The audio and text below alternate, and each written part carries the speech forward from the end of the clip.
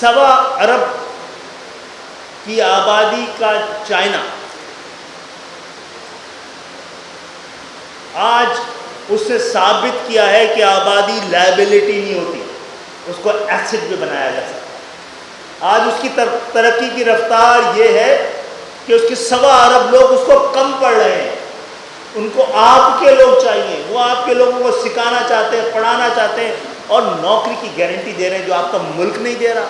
آپ کا صوبہ نہیں دے رہا، آپ کی حکومت نہیں۔ حیدرآباد کے نوجوانوں کو چائنیز زبان سکھانے کے لیے state of the art lab کا افتتاح کر دیا گیا۔ Hyderabad institute for technology and management science میں وفاقی وزیر خالد مقبول صدیقی نے ہائر ایجوکیشن کمیشن کے تحت بننے والی اسٹیٹ آف دی آرٹ اور آئی ٹی لیب کا افتتاح کیا۔ اس موقع پر Hyderabad institute for technology and management science اور ٹینگ انٹرنیشنل ایجوکیشن اینڈ ٹیکنالوجی کے درمیان مفاہمتی یادداشت پر دستخط کیے گئے۔ اپنے بچوں کو تعلیم دلوائیں، ملک سے باہر جانا برین ڈرین نہیں ہے، برین ٹرین ہے۔ پاکستان کے 15 سے 18 کروڑ نوجوان،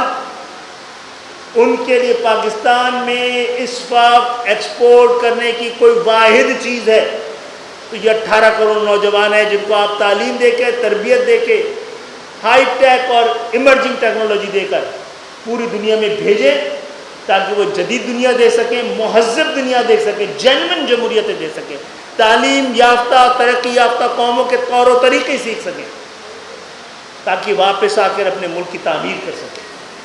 جیسا کہ آپ کے پڑوس میں بیٹھے ہوئے 2 ملکوں نے کیا ہے۔ خالد مقبول صدیقی کا کہنا تھا کہ دنیا کی 100 بڑی کمپنیوں نے ڈگری کی شرط ختم کر دی ہے اور آج کی جدید ترین اے آئی کا ماہر بھی نہیں بتا سکتا کہ 30 سال بعد دنیا کیا ہوگی۔ یہ ایک عام سی یونیورسٹی ہے لیکن اس سے آپ کی انا بھی، آپ کی پہچان بھی،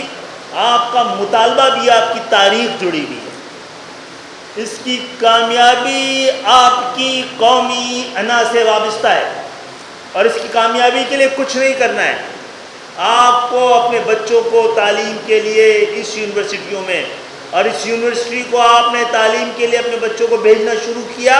تو کئی یونیورسٹیاں اس شہر کا مقدر بن جائیں گی، یہ ہمارا آپ سے وعدہ اور ارادہ ہے۔ تقریب سے ریکٹر پروفیسر ڈاکٹر سعید الدین نے خطاب کرتے ہوئے کہا کہ یہ ایک مرکز کا قیام نہیں بلکہ پاکستان میں مستقبل کے لیے تیار ہنر اور عالمی سطح پر منسلک افرادی قوت کی تشکیل کے لیے مشترکہ ویژن کا آغاز بھی ہے۔ کیمرہ مین عدنان زئی کے ساتھ ریحان غنی، پاسبان نیوز، حیدرآباد۔